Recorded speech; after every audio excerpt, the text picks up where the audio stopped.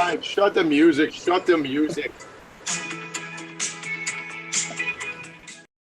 Ladies and gentlemen, boys and girls, children of all ages, reptiles, amphibians, all sorts of mammals, felines, canines, and to all my Komodo dragon friends out there, shout out to the Komodo dragons. Gotta love the Komodo dragons. If you haven't seen a Komodo dragon, the point of this is don't bring them in the house. That's my public service announcement of the day. Do not bring, you want to bring a bearded dragon in, you want to bring a bearded human in, do it. Just don't bring a Komodo dragon in your house. This is the Professionals and Animal Lovers Show.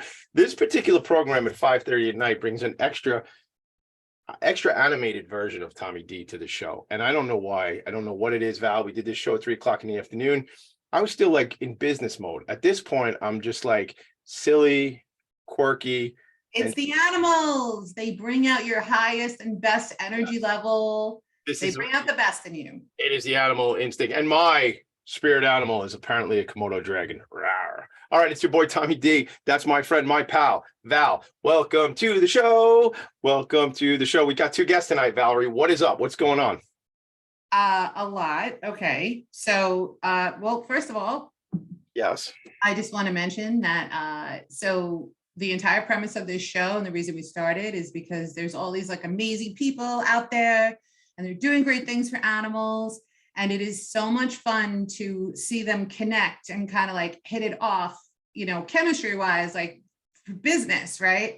And anyway, so because of Tommy, his suggestion was I should start keeping a log of who's, you know, who we're introducing, what kind of business is being generated and all of that fun stuff.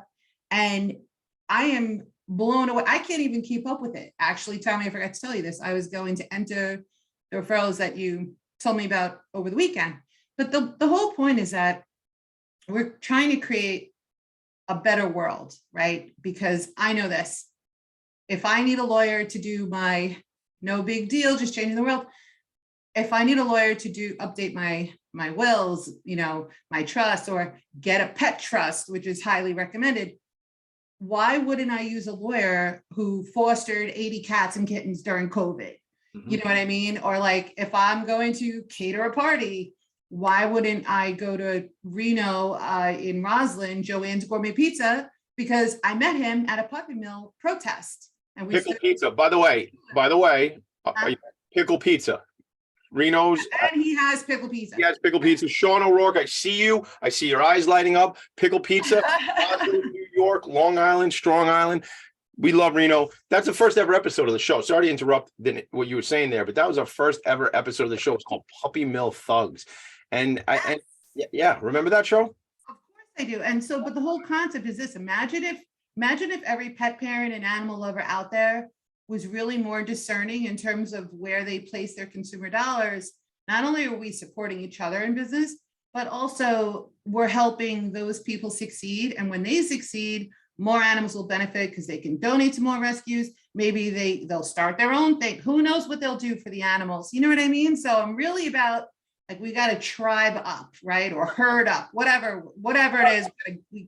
I was a big Tribe Called Quest fan. We got to talk about Tribe Called something else. You know, Tribe Called Animal. I don't know. We'll have to work on that. I know where your head is at because, you know, Valerie, we believe that the bond between animal lovers is incredibly strong. We actually believe that it sort of looks like that bond between pets and their owners, right? We say that all the time. And it's almost like we plan to say that, you know? So we're building, as you say, this dynamic community of people so that they can do business together, support each other, volunteer together, whatever the case may be. Shout out to John DeLeonardo, my boy, the Lion, went out there. We were in front of a Starbucks because Starbucks has an upcharge if you're a vegan and you want oat milk, or if you're not a vegan and you want oat milk, they're going to upcharge you. So we were out there. I will not tell you who, but somebody on his team was dressed up like a cow. If you haven't seen the pictures, gang, check out TommyD.NYC on the Instagram. But we're building this compassionate network so that together, Valerie, everyone wins. Especially the animals. That is right. Learn, educate, advocate. That's what we do on this show. It's all about changing the world. No big deal. Hashtag just changing the world. All right, we got two guests here. Dave Bernacchi is here. Sean O'Rourke is here, representing my Irish heritage, my Italian heritage, all mixed into one. We got Bernacchi and O'Rourke and Tommy D and Val in the attic. What's going on? Let's get into this. Val, any updates before we introduce our friends? Any updates? Okay, well, legislatively, right? So I just want to mention that currently New York State Assembly and Senate are in their legislative session. They will be until early to mid-June, early June. So if you have not done so, this is how we get things done, right? Legislatively, this is how we make the world a better place for animals.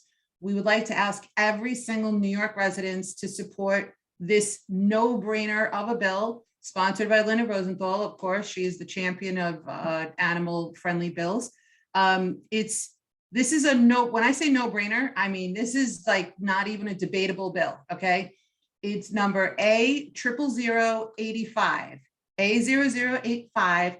Call whoever your New York State Assembly person is. If you don't know who that is, just go to literally Google, who is my NYS Assembly person? And you'll get the search, you type in your address, it comes right up. We need people to call their representatives and say they want A0085 to pass, please support it, because it's a tax credit for spay neuter. I mean, duh, right? So anyway, there's other great bills that are also proposed. She's got literally dozens of animal-friendly bills, but this specifically is just a huge win for anyone who's doing the right thing and spaying and neutering their pets and the animals that they work with, because so that we can, not have this crazy amount of overpopulation and millions of animals euthanized every year in shelters. Woo, that's it. Yo, that was so Tommy D like, yo, many more words than you had that, like the energy to put out there into the world. So you just like forced those last words. I'm very familiar with that. In fact, I'm doing it right this second.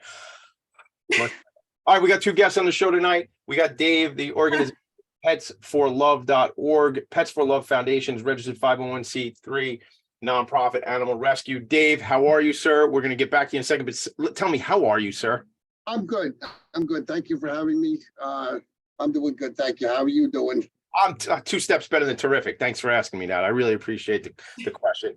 I really appreciate it. So let's move. I had a lot of caffeine today.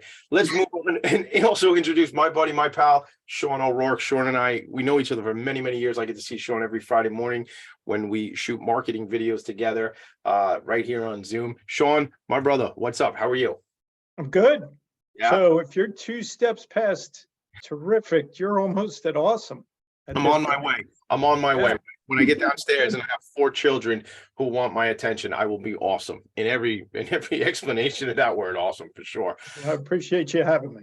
We're psyched to have you both here. I mean, look, let's dive into this conversation. Really, I mean, we see this interchange or this overlap between for-profit businesses and really the nonprofit sector, specifically on this particular conversation around rescues and things like that.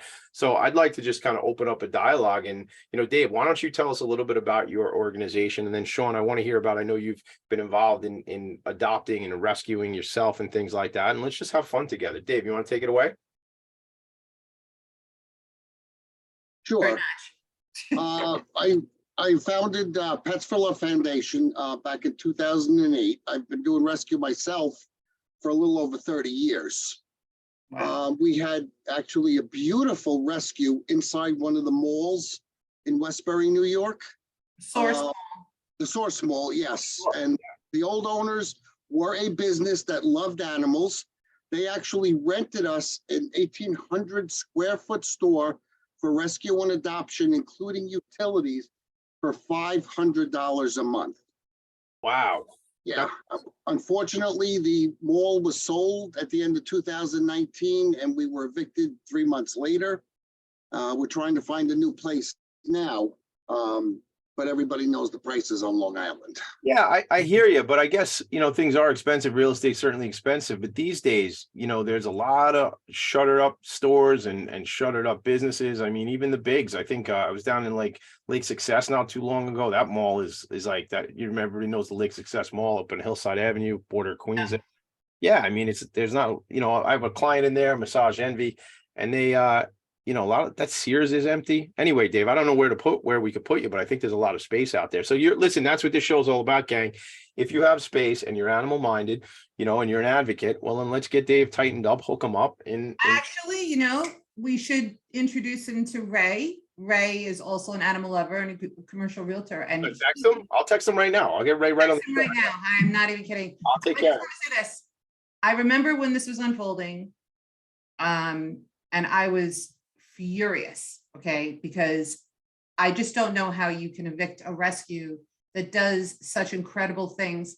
I'll go into it briefly, but Dave, I don't even know if I ever told you this story, but one of my little quick lunch spots, you know, when you just want to grab something and go fast and you're not there to mix or mingle, was a California Pizza Kitchen.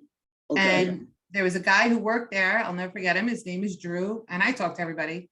So when this was happening, we ended up talking about it somehow. It came up.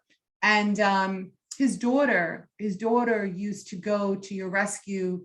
She's autistic. And he said that your reading program, by her reading to the animals, helped her become more verbal.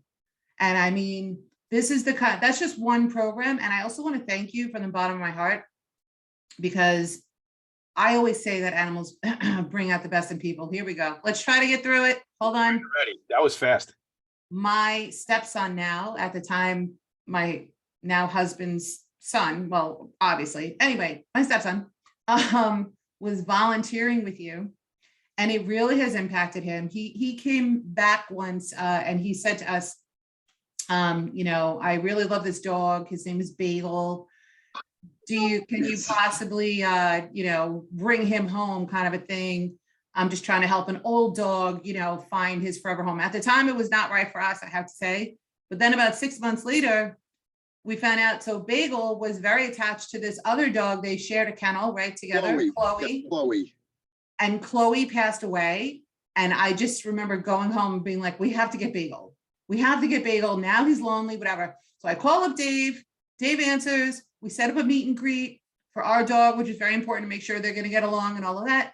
And long story short, I was supposed to go on Saturday. And then on Friday, Dave calls me and he's like, I'm so sorry. Bagel passed away. Oh, no. Probably of a broken heart. And he cried and I cried. I can't do this, Val. I'm done with the show. No, but it's the whole point. You want to talk about true love. Yeah. Bagel and Chloe were two dogs that we took out of a bad situation. And we thought Chloe, the shepherd, was the bigger dog taking care of Chloe. A Bagel, at the time she's talking about, Bagel was, I think, 13 years old.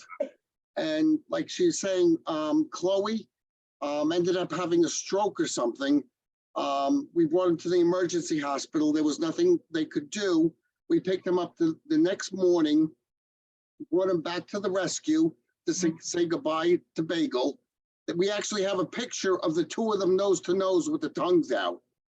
Brought Chloe to our regular vet, you know, to be put to sleep. Bagel was absolutely normal all day, had his breakfast, went for walks, had his dinner, went to sleep, and just never woke up. He was done taking care of Chloe. Right. Yeah, he was done taking care of Chloe. I want to say this. I'm not, I mean, for me, this is a tough story, but I'm sure for Dave too, but I'm not trying to make everyone sad. What I'm trying to, You just want me to cry, that's all. I know. I'm trying to highlight the great work that this man and the people in his rescue do and how much they care for the animals. And I remember the next day he made a post and he said, we're going to be closed today. We need 24 hours just to grieve about this. Right. And then a few months later, I find out that corporate America decided we're not going to let you be here at this rate. You know, we're kicking you out. And it is the antithesis of what we're trying to create here. So anyway. Yeah. Well, great story. I just the love of the animal had for the other animal. Like you said, one was looking out and taking, who knows, maybe Bagel would have gone a long time ago, but you know, Bagel was sticking around, as you say, to take care of Chloe. Right. Yeah. So we talk about, what's the word you use all the time? Sentient, right? These are not property. These are not property. Right. Sean, I want to pull you into this conversation because I want to understand. I mean, you know, we know each other through business for many, many years. Occasionally, I see you on a Zoom call and there's a cat walking around. I know there's dogs involved. How many four-legged creatures, not four appendages creatures, as we said before, four-legged creatures live in your house there? So unfortunately, my wife has a rule. There can't be more animals than humans Okay, in the New York City apartment. So we have one cat and we have one dog. got it. Okay. The dog, we got, believe it or not, we got the dog in February of 2020. Wow. Not knowing that she was going to be the reason we got out of the house Every day. every day. The cat we've had since July of 2014. That's Pepper. The dog is Roxy. Yeah, and I am very much of the mindset. These are members of the family. They're not property. They own us. When you look at all the taking care of that we do, and I mean, we don't let Roxy sleep with us. She's got her own kennel and she sleeps there. But then she starts whining. She's learned if I whine when mom or dad gets up to go to the bathroom in the middle of the night, excuse me, and I just keep whining for like 10 minutes, one of them's going to get up and get me and let me come into bed. Oh, they train us very well. Oh yeah. Oh Yes, yeah. they do. And luckily she's my wife's dog. I mean, she loves my wife. So when she gets into bed, she plants herself against my wife. Mhm. And in which case that side of the bed goes up by 100 degrees within seconds. But if Susan is not home and I end up putting her in bed, she's planted against me. She's like, okay, you're my ship in the storm right now. And what kind of dog is that? So she's a mutt. Yeah. One of her litter mates did the DNA test, and he came back as Chow, Chihuahua, and Hound. And the Chow, Hound, Chihuahua, and Hound. Wow. yeah, and the Hound is definitely some dachshund. The way Okay, she's very shaped and whatnot. So it's a chow. It's a chow how wah. Yeah. Anyway. I mean, her mother was a long-haired German Shepherd, basically. Where did she come from, Sean? Where'd Roxy at? Texas. Texas. So, but it was funny. She was a rescue in Texas, and they flew all 7 puppies Wow. up to a rescue that used to be in Eastern Queens. Okay. Wow. And Susan, we had a cat who passed away the December before we got Roxy, and my wife was on just going through pictures Yeah. every night looking for, because she wanted to get a dog this time. And she came across Roxy's photo and said, that's the one. And Roxy, yeah, and Roxy had actually been adopted by somebody else, but we went to see her, and the woman saw the interaction among Roxy and us, and she said, this is your dog. So you've got the, Wow. well, this is your adoption. Wow. So That's awesome. It's funny, you know what? It's funny that you're also bringing up, well, first of all, thank you for rescuing. Yes. oh, I've rescued, I mean, all 8 of my cats and both dogs that I've ever had. Have all Well, I'm been sure Dave is going to rescues. keep you in mind for when you're ready again, because he's got a I few just need a animals. bigger space so that she'll Yeah. let me get more. Well, either that or the ratio. Remember, Well, there's she said, oh, no more pets than people. So we can have a few people move in with you and just up the Yeah. ante. You know what? No. My rule is no more Oh. people. So that's my rule. I'm fine with pets. I don't want people. So So, you know, what's interesting is that you brought up COVID, and, you know, I just can't help but think how COVID impacted so many things. But I guess my point is, with regards to the old space where Pets4Luv used to be, had they let Pets4Luv stay there, they would be considered an essential, you know, business and an essential place where they would have to be able to go in and go out and, you know, feed the animals and everything. So it actually, they probably hurt themselves because that, you know, there would have been more foot traffic if they had allowed them to stay. And also, you know, again, like everything else, I mean, a lot of commercial retailers never came back from COVID. It was real. Anyway, I won't dwell on this anymore. Sean, let me ask you a question. Mhm. We haven't really talked about what you do yet professionally, but we'll definitely, we want to. So you're involved with cybersecurity and cyber insurance. I'm curious to know, because all of the rescues, not just Dave's, but I'm sure all of them, you know, we're taking donations, we're maybe selling some merch. What kind of advice would you give them in terms of protecting their accounts? And it pisses me off to know it. There's one thing if you steal from me, like an individual person, we just had another fraud alert on a credit card. It is another thing when you're hurting charities. Makes me crazy. I saw these scam artists, they try to pretend that they're selling promotional items on behalf of a charity. They go into the comment sections of their posts and they tag people who follow the page and they put up a sweatshirt or something with the charity's logo on it, but they're not an authorized dealer. So every single dollar that you spend is going directly to them. And a lot of times I'm told they don't even sell them, they don't send the merchandise, you don't get anything. So anyway, my question is though, overall, what would you say to rescues and not-for-profits? How do they protect their accounts and their security? Well, first and foremost, don't assume that you don't need IT, somebody who knows IT. For most nonprofits, that's probably an outsourced IT company. It's the penny wise, pound foolish adage. A lot of people think, well, I'm small, nobody wants anything that I have, so on and so forth. You'll get caught just by accident. It's just the way, the nature of having everything connected to the internet now. They may not care what you have, but the fact that they can disrupt your day-to-day business life and you may pay to get that back, great. I mean, when you send out 1 billion emails a day, all you need is 1/1000th of 1% to get that, and you make a lot of money in this regard. So when it comes to nonprofits, be smart. Get somebody who knows IT, if you don't, to help you construct an infrastructure that will prevent.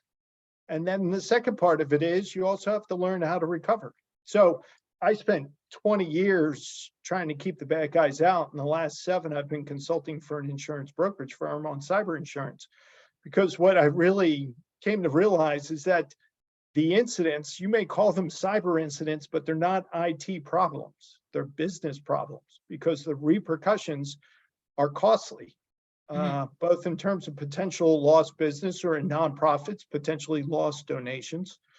And then money goes out, because you may end up having to deal with civil litigation attorneys.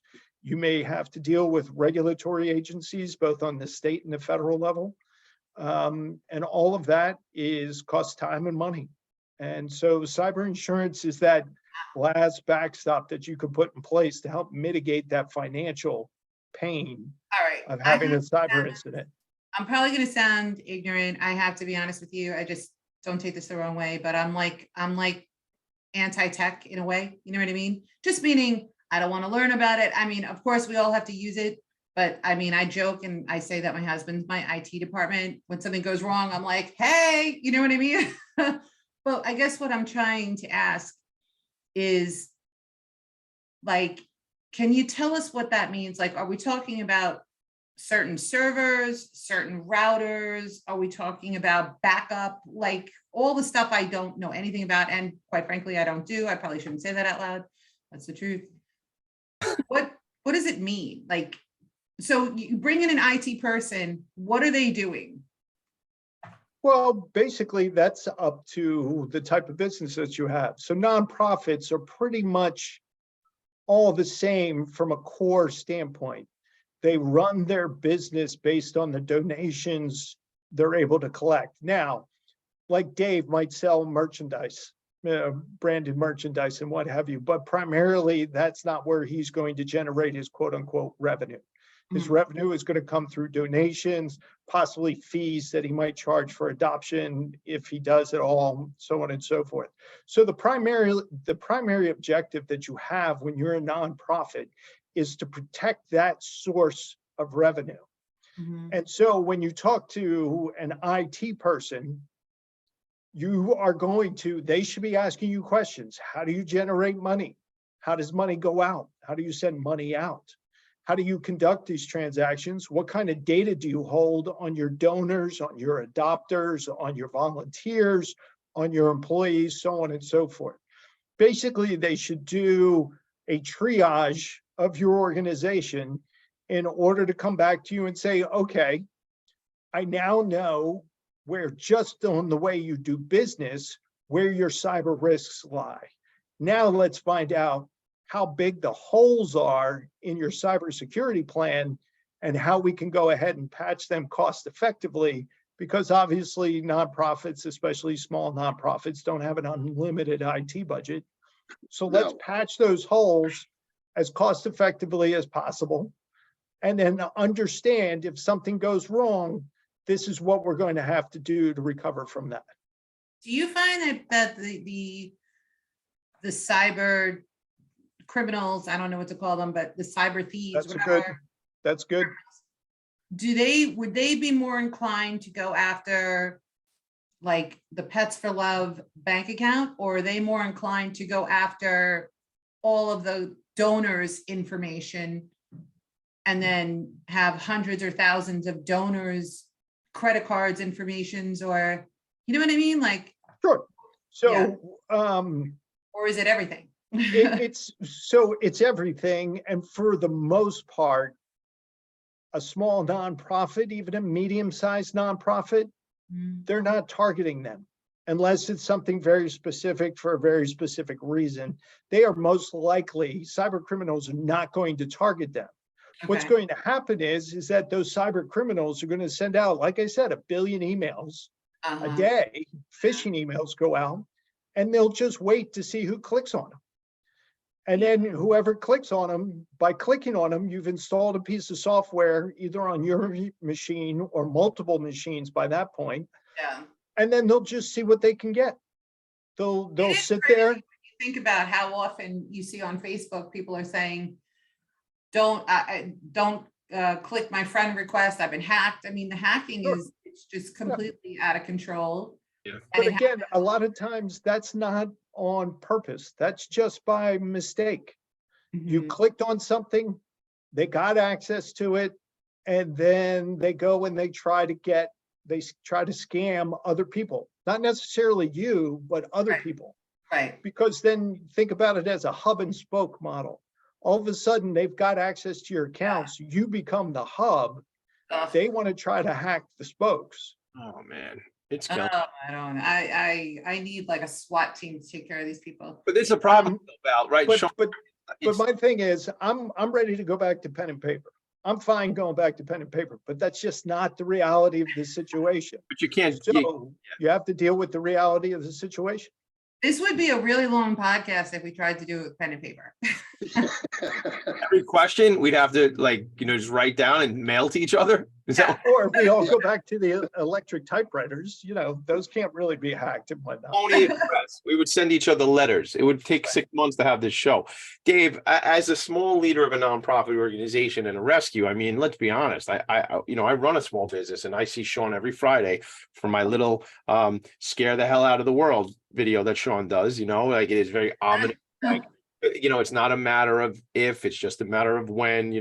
I mean, Dave, when you think about this, how high of a priority does this fall for us as business owners and nonprofit leaders? Well, I hate to sound ill-informed, but with everything I've done, I've really have not thought about it that much. And I guess I should. I'm just so busy, with everything involved in the animal end of it. I've never really given that much thought. I mean, majority of what I have is, like he said, most of my donations come through PayPal or Zoom, I don't have a lot on the actual computer. Yeah. Yeah. Well, you know what I was gonna ask you, Dave? Have you heard of anything or seen anything, or experienced anything firsthand that has to do with, like, it doesn't have to be even cyber, but you know, like thievery or anything from a not-for-profit, or like a rescue or your rescue? Nothing major. I mean, you have the Mhm. few less desirable people that you end up running into and dealing with that just really don't seem to care. I mean, people who have adopted that have actually given us checks that have bounced. We've had, you have to be careful, and it's disgusting. Yeah. But we've actually, when we had the place, we actually had volunteers that were stealing food and donation money. Oh, I've heard this before. I've heard this also at like shelters where I don't really necessarily understand it, because the shelter that I know of has like a $5.5 million annual budget, whatever. And so I don't know why they're getting donated food, but that's another story. But like, people will take food, toys, leashes, whatever, and they'll shimmy it out the back door to like a different rescue or whatever. And I'm like, huh? I don't know. It's very confusing to me. Valerie, Yeah. you know, look, you and I talk about this when we're not live on a show and stuff like that, but like, people are gonna, like, not the majority of people, but there is a percentage of people that are just gonna, whenever there's an angle, whenever there's an opportunity to grift, whenever there's an opportunity to steal, whenever they're, even if they don't need it, some people just suck, you know? That's why I guess you guys are all right. Animals are better. But that's That is, they are. Although I do have a cat burglar. I will say that. One of my cats. Do you know what she just stole? what you steal. We wake up this morning, go downstairs. This is our tradition. Barry makes great coffee. I don't make as good coffee as he does. Anyway, and out of left field, I'm sitting there, have my morning cup of Joe. He goes, "What's with the toilet paper roll?" And I'm like, I'm not even awake yet. You know, it's like sip number 3 or 4. And I'm like, "What are you talking about?" And he's like, look. So one of my cats, Phoebe, I know which one it is. She has stolen things like an earring, a roll of stamps, whatever. And then I have found her little treasure trove area. It's underneath a love seat in the room.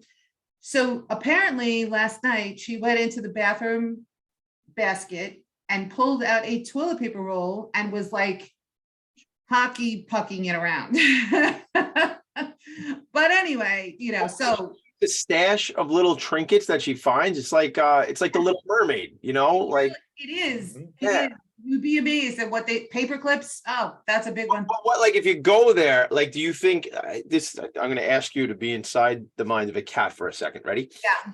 Okay. Ooh, scary place. Close your eyes. Namaste. Namaste in the attic. All right. Close your eyes. You're a cat. All right. So what do you think, she goes back to these things, or she just keeps stashing and getting more stuff and stashing and The first time I found her stash, there was a bunch of little things, and what got me, it was actually these earrings. These are my favorite earrings. I wear them all the time. And then all of a sudden one day I left them here on the desk and one was missing. And I'm like, what the hell? I'm like, you know, throwing stuff around, like, what, where's my earring? So a couple of weeks later, when I found her stash, that's when I found the stamps, a couple of the paper clips with the black thing on it, you know, Yeah. binder clips, whatever. Sure, she takes And just random stuff. But my theory is that they like things that they can play with. You know what I mean? They're small enough, they can pat it around, and they roll, they're shiny, whatever. I mean, that's my theory. I don't really have any science to back it up. Dave, you got a question for Dave? Or Yeah, for Dave. Yeah. Speaking of cats, they often get overlooked, as we know. Dave is great, breaking ground. Dave, can you talk a little bit about what you're doing with certain parks in Nassau County? Oh, we actually finally worked a deal. It took a little over a year and a half of meetings, but we finally made a deal with Nassau County. Do you know the old storm basins, the sumps, where all the rainwater used to wash into? They were all fenced in. It's all brush. So many of them have feral community cats in them. And I'm going to use community cats because feral is used way too much. But, you know, the cats used to live in there, come out into the neighborhoods to eat and everything else. But after all the time, we came to an agreement. We made a deal with Nassau County. Pets4Luv now has a permit where any sump that we find that has cats in it, we go to the sump. I call the county. They're very helpful. They actually show up with a crew. We go in, we pick a spot. They will clear it out for us in a certain area. And we are now legally allowed to put feeding stations, houses. We Wow. put our lock on their lock on the front gate, and we can go in anytime and properly take care of the cats. Remove, make sure everybody's fixed so they're not reproducing. Get rid of any of these, I shouldn't say get rid of, I'm sorry. Remove any of the sick cats, injured cats, kittens. And it's amazing. And that's why I say people use feral much too much, and it should be community cats. There isn't one sump that we went into so far where we haven't reduced that sump by 50% of the cats that are in there. That's amazing. Ones that are friendly because they were dumped. People think, oh, look at that. There's a colony of cats. Nobody will notice one more. And some of the, older ones that they're too old to survive out on their own. Do they end up in your adoption pipeline as well, Dave, these cats? I'm sorry? Some of them will end up in your adoption pipeline to get out to people to find homes? Correct, yes. That's awesome. That's great. Yeah. I love it. So I was going to tell you, sorry, Sean, one second. I was just going to say, look, I'm actually learning something here after a year and a half, because I was about to say, wait a minute, you got access to all these cats. Who's out there doing the TNR? Like, I was like ready to say that. And then you were saying that they already were making sure that they were fixed. I was like, holy cow, I'm figuring out the game. I know how this works now. Sean, what were you going to say? So I have a bit of a conflicted thought about fixing. I do agree. The community cats, and luckily there's no really community dog populations of any size that I know of. But we have actually 2 community cats who live outside the building next door to us. And I do have to admit, we have none of the buildings in our area have a mouse problem Yes. at all. Well, that's true, but fixing them won't impact that at all. No, until they pass away. And then you have a mouse problem. And then we have a mouse problem. You know what? Let me tell you something, Sean. I've been that in every place that I've ever lived that had a community cat and whatnot. Yeah. Never had a mouse problem. I'll help you out there. People don't realize that. I will help you with this. I will help you with this situation. When and if Are those, you going to come live in the apartment next door? I'm going to tell you what I'm going to do. No, I can't. I got a family out here in Long Island. Okay. I got to stay. Although some nights I would like to go live in Queens. Okay. So here's what I'm going to say. When and if, which they will eventually, those 2 cats that are doing their service outside, taking care of things, we got plenty of cats out here living in neighborhoods and alleyways. We'll bring a couple, we'll get them fixed, and we got a plenty of supply. We'll move them out to Queens. I hear Queens is really nice this time of year. We'll bring them out. Right, Val? We can do that, right? You should see the folks that take care of these cats. These cats are. It's they have TNR. their own. I'm forgetting the R, so I'm already in trouble with Valerie because I'm not Very doing. much so. But these cats have their own homes. They get They fed. have their shelters, right? Yeah, they get fed twice a day. They have water. I've named one of them because he's got a mustache. I think it's a he. I don't know, but he's got a mustache, so I call him Mustachio. I love that name, Mustachio. I call it people all the time. It's a great name. So That's very true. yeah, but people don't realize that we have a woman who lives across the street from our building, and she's been the one who's volunteered her time to catch the cats, which is never easy, and get them spayed or neutered, and then bring them back because this is their home and whatnot. But she again doesn't want them to reproduce, so she makes the effort to do that. And so every time we see her walking their dogs, we always ask her how things are going, and invariably she'll have a cat or 2 in the home recovering before they're released back out. Yeah, so she's an avid trapper. Because what most people know is cats are different. and I try to enlighten people that the importance of TNR, because cats, you never know how many kittens, what kind of kittens, because a cat, unlike most, can get impregnated over a 2-day period by up to 8 different fathers. And unlike every other mammal, when a cat continues to mate for those 2 days, they continue to drop more eggs. Stop it. Hold on, Dave. Dave, hold on. Hold on. Valerie saw my face because I am floored. You're saying this cat can be pregnant and then continue to get pregnant from other suitors? Over a 2-day period, up to 8 different fathers. And when they have, the more intercourse they have, the more eggs they drop. It's not just like the normal. No wonder there's so many of these cats. Yeah. Oh my God. They're pregnant strictly for 8 weeks. Are you sure, Dave? Are you sure that this sounds insane? Yes. That's why you could have all different kittens born from one cat. I talk to Valerie like 6 times a day sometimes, Dave, and it's I've never heard this story. All the stuff you tell me, Val, all the stuff you teach me, and I didn't know this one. Really? I didn't know either.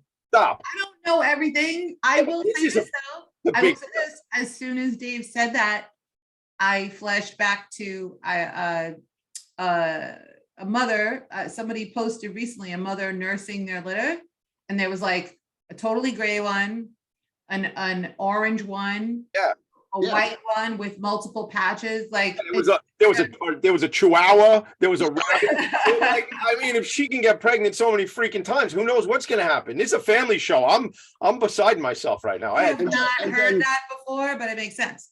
And on top of that, they're pregnant for 8 weeks, and then they nurse for 8 weeks. But 6 weeks into nursing, they can get pregnant again. Yeah, that so I they can have multiple litters every season. That's wild. I mean, talk about. I wonder then why there no, like, I know, Sean, I know you're going to jump in. I'll let you do a second. Here's my question. I don't understand then.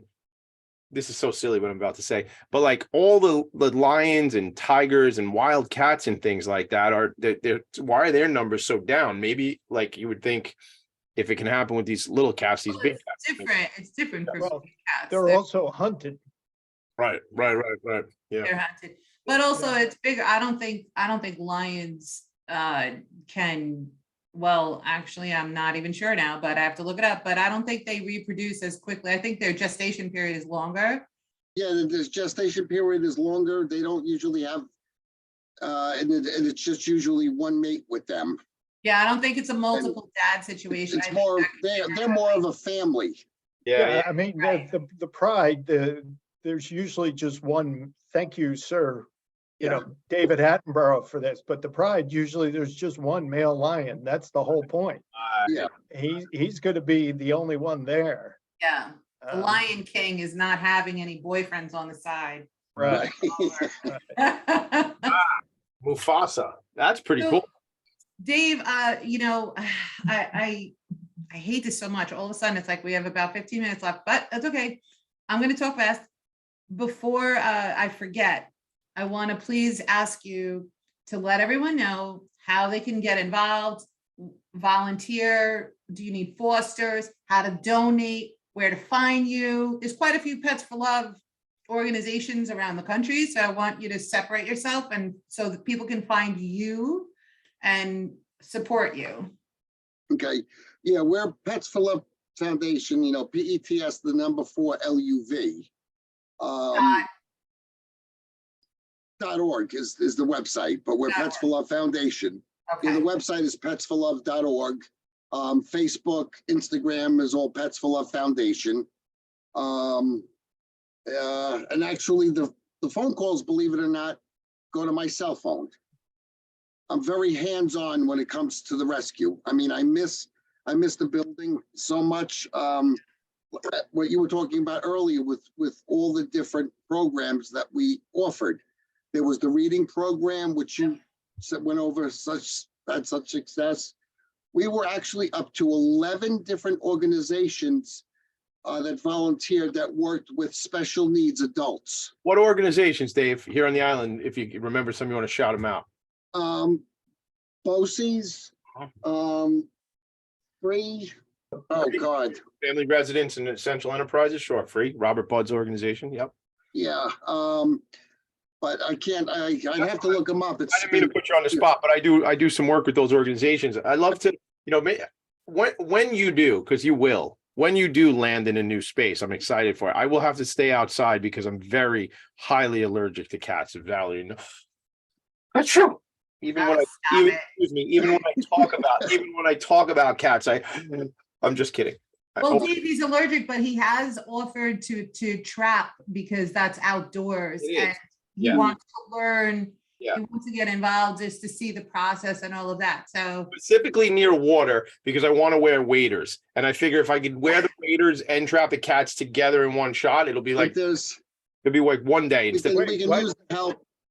I mean, but again, our biggest problem is the location on where to keep the cats. Yeah.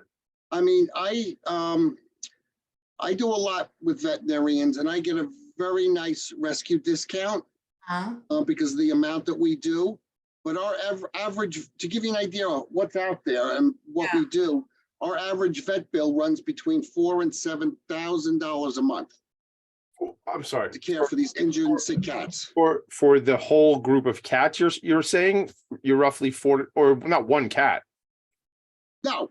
Right. No, the cats that we do, it's multiple cats. Right. And that's discounted. That's a discounted rate, you're saying. Correct. Do we want to show, I don't know what's appropriate. Do you want to say any highs or shout outs to any of the vets on the island that are doing great work for you? One of the best that I work with, two of the best is East Village Green Animal Hospital in Levittown. That is very helpful. And it's called Animal Surgical Center. Dr. Infernuzzo, he actually has 3 locations, who does specific and special surgeries. Okay. These are 2 vets that have a good business, but they love animals and they pass it on. To help save rescues. I'm sharing East Village Green on Facebook. Give me that other one last time, if you don't mind, Dave. Animal Surgical Center. Got it. Thank you. Okay, that's what we're talking about. Sorry, Dave. That's what we're talking about. We're bringing you the resources. These are the ones. Now you have a choice. Now you want to go and you need to have some services done for your animal. Well, I can go to the one that's really hooking up a rescue like Dave's and is doing whatever they can, or one that isn't. So that's what we're talking about, right, Val? Isn't that what we're talking about? Yeah, I'm totally thinking right now about the space situation because I will say again, animal lovers are in every walk of life, every industry, every age. So I am now, Dave, I'm just going to say this out loud.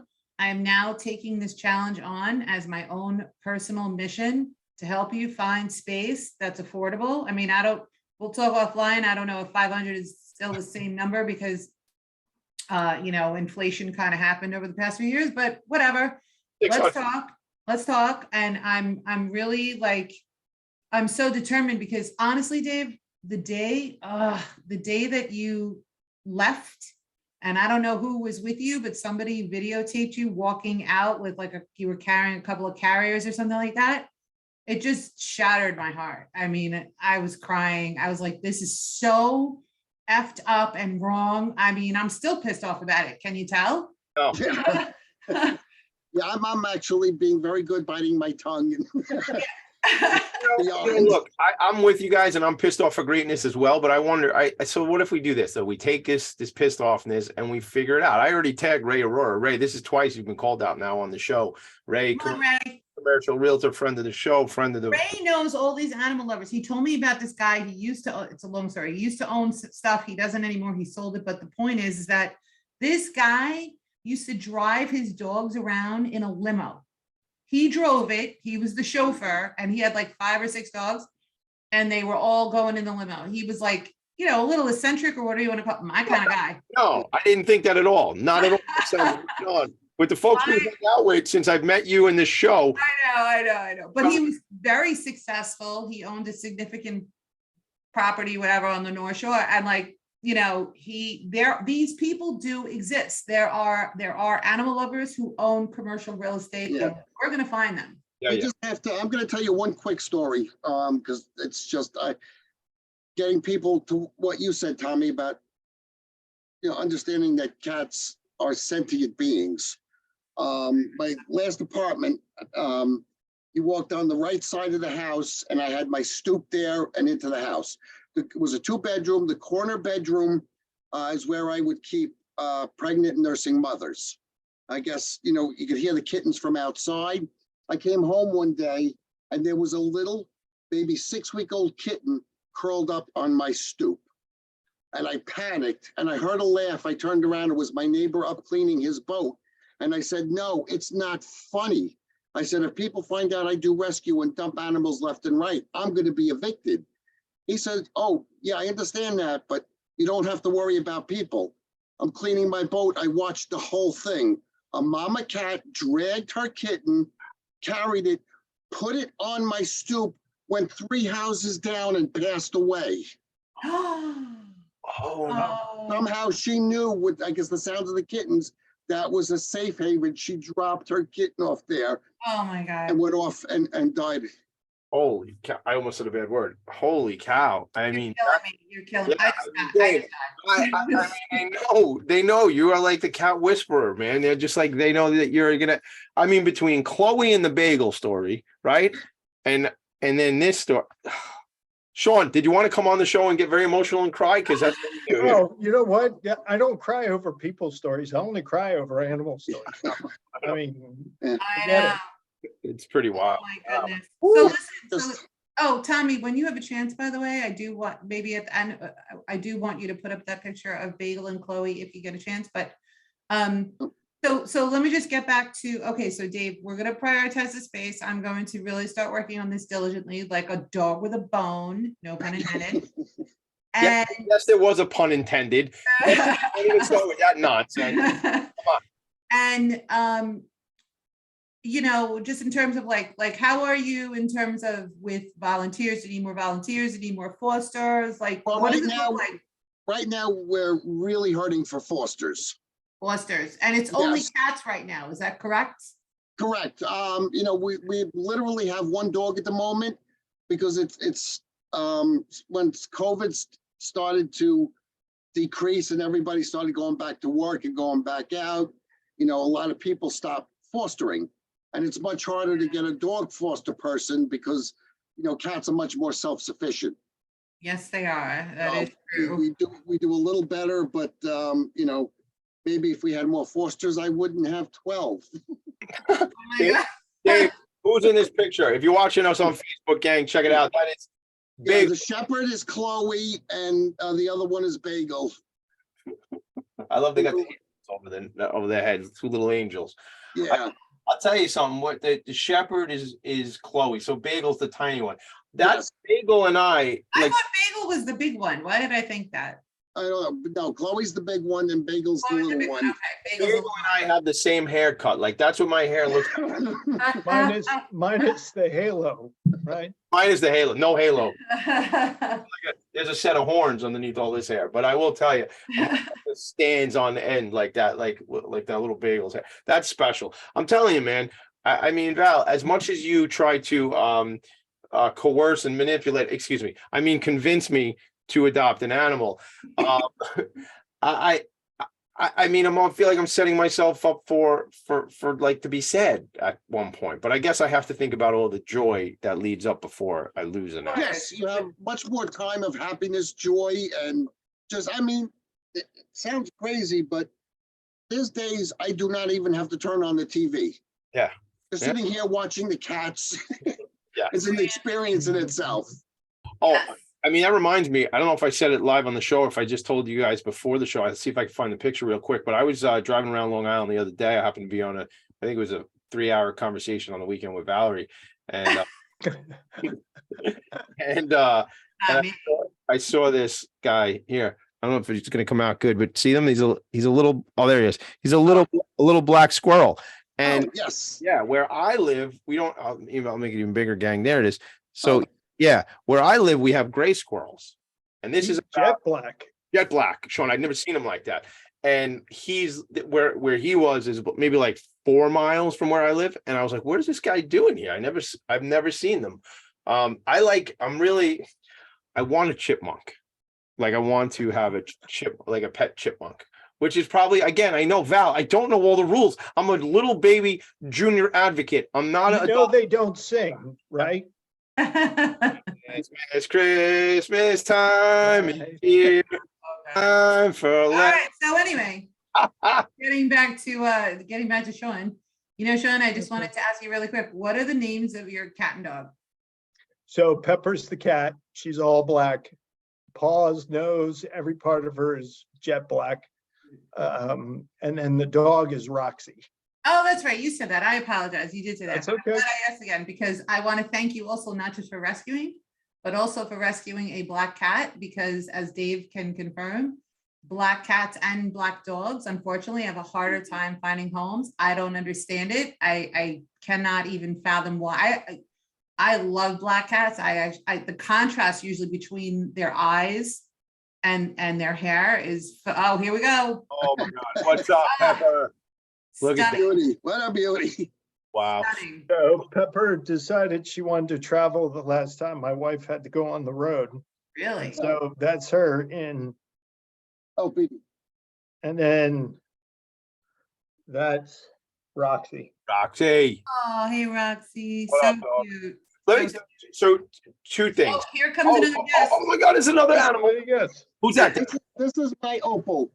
Opal. Now, she just Opal. turned 18 years old. Oh, wow. Wow. That's amazing. You look incredible. You don't look a day over 17, Opal. Oh my She's my God. little girl. Hey, Opal. So I got you said, Yeah. yeah, go ahead. You go first. I just want to say that, like, not to sound like a broken record, I'm sure I do, but there are so many incredible animals that are up for adoption. There is no need to go to a breeder. There is no need to buy an animal for thousands of dollars, get a designer dog or whatever. The unconditional love factor runs universal within these beautiful sentient beings. So, hey, Tommy, Yes. I'm allergic to cats. Have been since I was 4 years old. Oh. Wow. You must sneeze an awful lot. I don't. That's why I have to stay shaved. Really? Because once their dander gets on my beard, the only way to get it off is to shave. So You know what happens to me? stay You shaved. know what happens to me? They're actually, I go like this. I have to go like on the back of my head, like. Oh, no, I get that. I mean, if I'm playing with Pepper and whatnot, I immediately have to go wash my hands and face. Wow, and you still keep the cat in the house. That's it. Oh, yeah.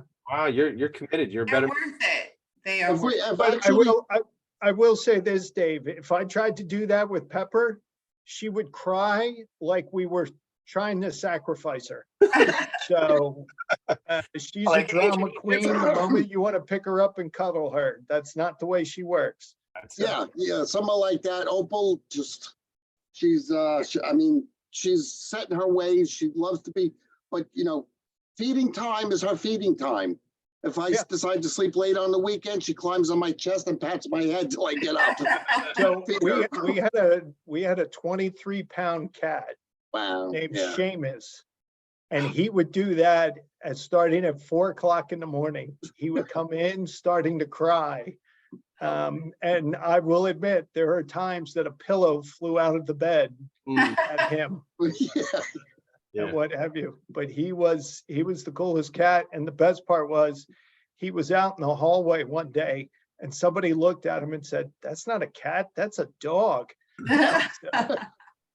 Yeah. But there is, if we could talk after, there is something that you could use to help with your allergies. You're talking to Oh, Sean, I've got everything. I've got Allerpet. I take my own allergy stuff and it seems to work. Okay. We've reached the détente. The dander and I have reached the détente. All right, we almost are out of time, or we are out of time. If we want to stop here, we can go on for another hour, but I think we're going to stop it in a moment or two. Sean, shout out your company name, your website, how people get in touch with you, whether they need, just consultation around IT, because I know you're still, involved to some extent, at least to tell people how to do things. And then also, with Combs and Company on the cyber insurance side, please. And I'd like to get a hold of you to find out more about it, please. Sure thing. So the name of the company is Combs and Company. It was actually founded by my wife a year after I founded my IT firm. So she founded it back in 2005. It's combsandco.com. So combsandco.com. And you can feel free to, Dave, we'll email. I'll get your email and I'll drop you an email. Always happy to chat. And the same way with anybody out in the audience. If you got questions about insurance or what have you, you're confused by it, which is very easy. We're always happy to chat. Perfect. I'm sharing this on Facebook for those of you who are on the Facebook. Val, well, Dave, anything else you want to share about the organization, Pets4Luv, before we go? No, I think, well, I could go on for hours and hours, but You have an event or anything coming up? no, we actually, unfortunately, have, since COVID, haven't really got back on track with events. Got it. One last thing, Sean, I didn't ask you to do it because there's still one day remaining in something that you guys have going on. I'm going to make sure for my breakfast, I will have a photo taken by tomorrow morning. Thank you. Pancakes for Roger. What is it? Tell us about it real quick, please, sir. My wife's late father was a 2-star general, and he passed away from Agent Orange related throat cancer. So my wife started a campaign every February, which was his birthday month, called Pancakes for Roger. You can go to pancakesforroger.com to find out the origins of the term and what have you, but essentially have a pancake, post a picture to a publicly available social media platform with the hashtag Pancakes for Roger. And for all the pictures that we collect during the month of February, Combs and Company will make a donation to the University of Missouri Law School Veterans Clinic, which offers pro bono legal services to veterans navigating the VA claims and appeals process, which on average takes up to 7.5 years. Wow. To make it through. So having an experienced legal team behind you is very helpful. So Hold on a second, hold on. That's tomorrow? the last day is tomorrow. You So do it all we throughout have the to month do of February. Pancakes, post a picture and then tag. Pancakes for Hashtag Pancakes for Roger. Remember, it has to be publicly available. So if it's a private account, we're not going to see it. Or if you do it on Instagram as a story, we won't see it. But so Barry, we're having pancakes tomorrow. no, I've had Pancakes to number 4, Roger, right? no, the word for. Thank you. I'm putting it on. Word for. Okay. So I've had 6 Barry, helpings of pancakes. Tomorrow night will be my 7th and last helping of pancakes for the month of Oh February. my goodness. You know what? You're a gym rat, so it's okay for you to Yeah. eat that much. Well, the metabolism isn't what it once was, but I'm sacrificing my waistline to help the veterans. I A love great cause. Absolutely. I like this challenge so much better than the one that where people were like, hey, dump a bucket of ice water over your head. And I was like, what? And like, do 22 push-ups every day for I'm like, oh my God. Anyway. No, we wanted to make it tasty. Yeah. Val, I'm sharing the website before we go. Thank you. I appreciate it, Tom. Where it is, pancakesforroger.com. Really, really special. Listen, anything to help. And that is my wife in the She's circle there. beautiful. Yep. I tend to agree. I think we're gonna leave it there. No, I have one last thing. Sorry. Okay, we'll keep going. Let's do it. Real quick. I just want to actually thank my husband because he is also an animal guy. And I couldn't believe this about an hour before the show. He texted me and he says, coming downstairs. So I come downstairs and this young lady was sitting on his lap. Oh no. And I'm like, okay. So long story short, she was running loose. He scooped her up. And within an hour, thanks to Facebook and the reach, we were able to find the owners who were hysterical, to say the least, and reunite them. So there's so many ways to get involved. There's so many ways to help. And thank you. It was a very... Well, Val, I have to interrupt you because that's an important point to do, but you have to remember, and I have to remember this as well, that many people will listen to this show and never see the video. So you said, I came down and this little lady was sitting on my husband's lap. My husband's lap.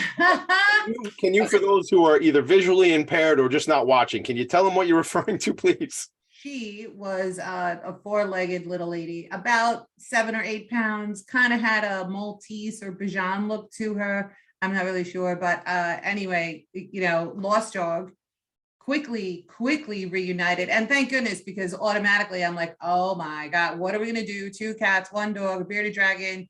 I don't know if we could do this. And then my next thought was, well, if we have to, we could probably keep her for a month because Barry's going to New York and this could become hypothetically Tommy Demise's dog. Right. But anyway, none of that had to happen. So That works out happy for ending. everybody. That's good. That's good for my marriage. See, you're just solving so many problems at the same time. Well done. Well done. Sure. We appreciate you. We appreciate your friendship. Thank you for the time. You're This welcome. was fun. Guys. Pancakes for Roger, the whole thing. Dave, we appreciate you, man. Thanks. We're gonna solve this problem. We're gonna get you sorted out. We're gonna get you a new space to do your good work. Thank you for being here. My pleasure. Thank you for having me. Thank you. Right. Just everybody that's out there, just remember, there's so many ways to volunteer and help the animals, whether you're allergic or not. Yes. Yes. Yeah, trust me. I do a lot of volunteering because I'm not allergic to everything, just cats. I used to be allergic to hard work, but that's a whole nother thing. Val, I have to say some words. You want to say more words before we go? Nope. Nope. Okay. Ladies and gentlemen, here's what we leave you with. The greatness of a nation and its moral progress can be judged by the way its animals are treated. Make it a great night, everybody. Yes, thank you. Good Bye, night. guys. Thank Good you. night. Hashtag, yay, Gandhi. Hey, Gandhi. Oh, am I supposed to do